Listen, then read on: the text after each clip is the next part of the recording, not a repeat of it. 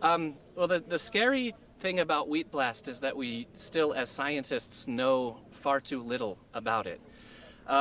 It can be associated with seed.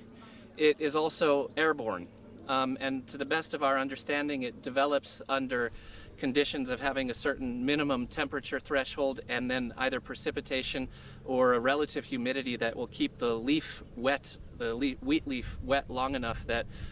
spores are able to infect the leaves, if you will. And when we got reports from our partners at the Bangladesh Agricultural Research Institute and with the Extension Department, we were very quickly able to mobilize and start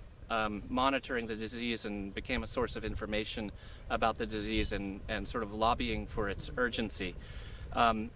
And more importantly, collecting data and doing the science that's necessary to track its sort of progress and development, and informing international donors, agricultural development organizations, informing our partners in government of the risk that is posed by the development of wheat blast in South Asia. We're also very pleased that we were supported strongly initially from ACIAR and from USAID, and we were able to convene a regional conference of governments that were concerned of this, and development partners, and academic institutions, including that we're continuing to work with, for example, Cornell University, Kansas State University, who have been involved in this effort, amongst many others. So what's really encouraging about this is that there's been a community and scientific response to the issue, because it does present some serious concerns, and there's urgent need for action and good data and good science to be done, so we can properly advise the governments and extension and development organizations that we work with on how they can best work with farmers to overcome or at least mitigate the threat that is posed by the presence of wheat blast in South Asia. A lot of work needs to be done to identify fields that we know are sources of the inoculum that could potentially spread the disease through air.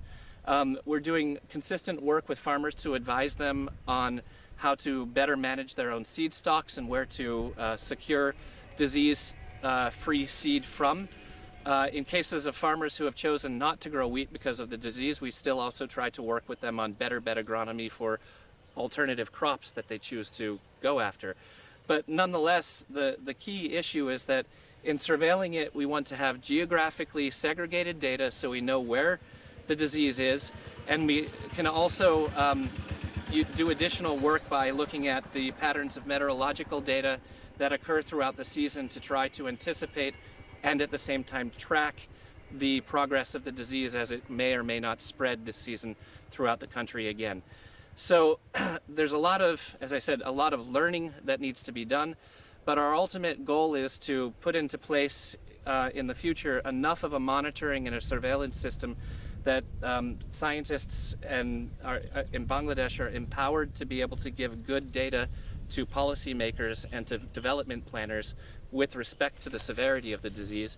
and then ultimately in the long run to develop an early forecasting system so we can notify extension and farmers that there is risk of weather conditions that may be conducive to the spread of the disease. I mean, if it does spread,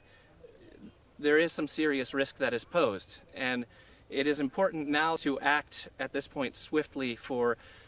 research that is in surveillance, monitoring, forecasting, and also to put funds on the table for breeding efforts around developing durable and resistant varieties, so it becomes much easier for farmers to manage the disease simply by growing those varieties.